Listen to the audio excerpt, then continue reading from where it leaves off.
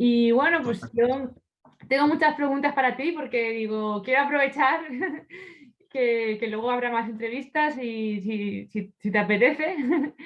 Y bueno, también tenía Puesto. tenía curiosidad para que nos contaras un poco el tema de cómo afectan también qué es lo que ocurre dentro nuestro en el sistema nervioso con el tema de las emociones, ¿no? Porque ahora pues también está muy de moda el tema de la inteligencia emocional, ¿no?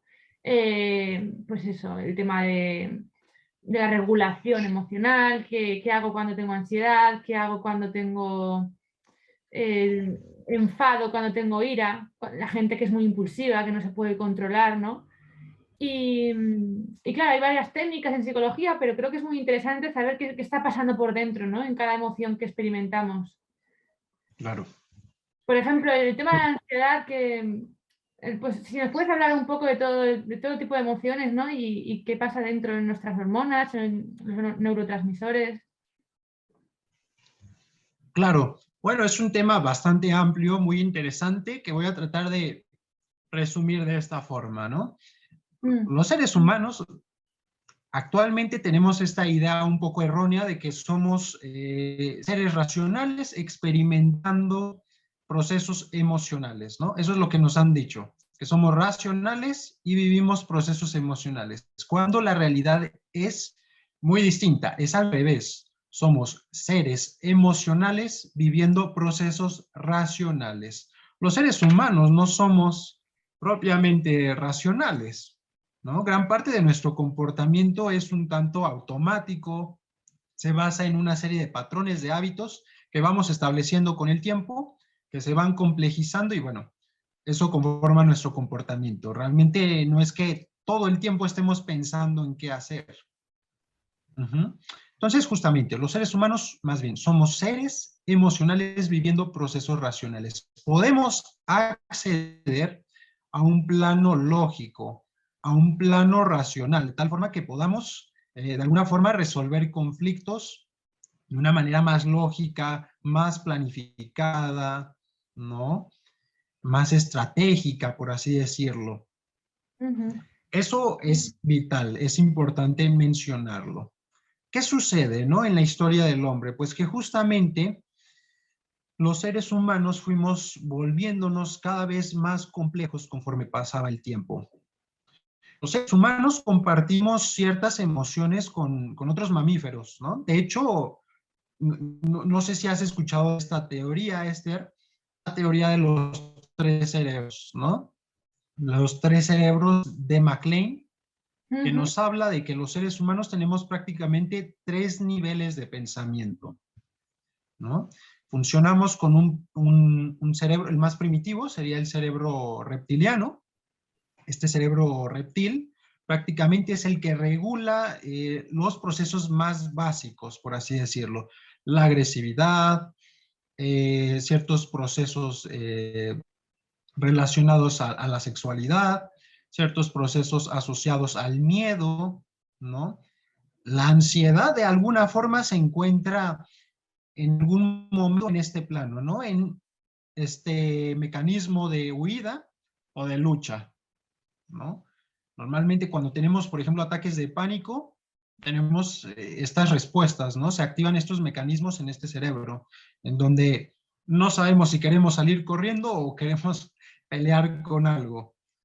Entonces, bueno, eso en un nivel pues muy primitivo. Conforme fue pasando el tiempo, pues los seres humanos comenzamos a complejizarnos más y empezamos a desarrollar otro tipo de emociones más complejas, ¿no? Decimos, de hecho, que los seres humanos tenemos 6 emociones básicas. Estas son de planta y las compartimos con otros animales. Una sería la alegría, otra sería el miedo, la ira, la sorpresa, posteriormente seguiría, se me escapan por aquí, Esther, es alegría, miedo, enojo, sorpresa, ¿Asco puede ser? el asco, ¿no? Y hay otra, ¿no? Bueno, no te preocupes, más o menos. Sorpresa. Bueno, se me han ido en este momento, ¿no? Algo justamente en mi cerebro no está funcionando tan bien en este instante, pero justamente Estas emociones muy básicas las compartimos con otros mamíferos.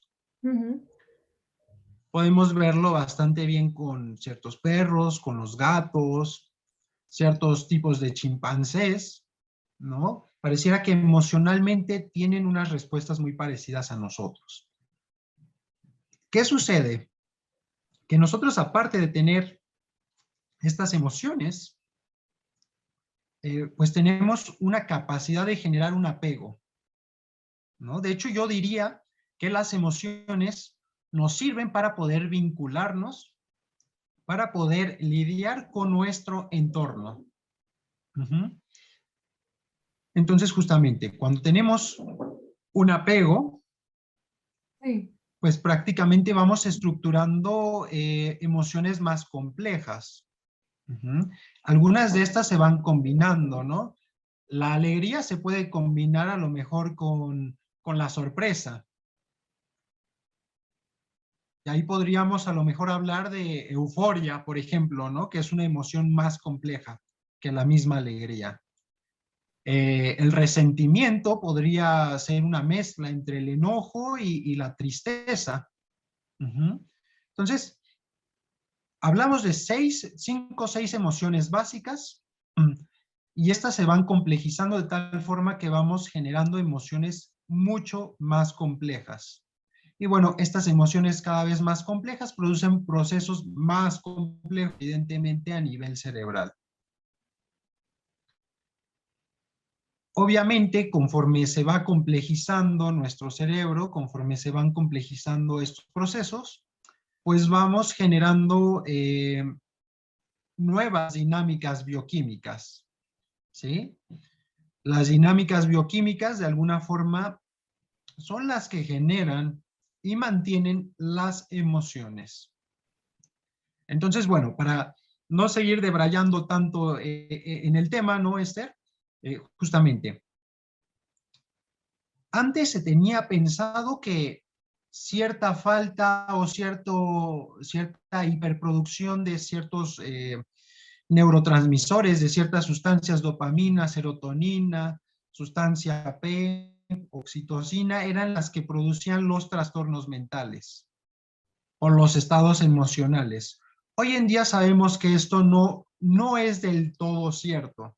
Sí es cierto en parte, pero influyen otros factores, influyen más bien cómo estas sustancias de alguna forma interactúan unas con otras, ¿no? Por ejemplo, si habláramos del enamoramiento, de un proceso de enamoramiento, estamos hablando de ciertas dinámicas, nuestro cerebro está cambiando. No es que haya un aumento nada más en una sustancia, hay un aumento y una disminución en varias de estas sustancias y esto genera que nuestro cerebro, como un todo, funcione de una manera distinta. Por ejemplo, en este caso, en el caso del enamoramiento, tenemos un papel protagónico en cuanto a lo que serían las endorfinas, ¿no? Que son un tipo de hormona muy asociada a la capacidad de apego, a la capacidad de alguna forma de generar un puente con el otro, una interacción con la otra persona.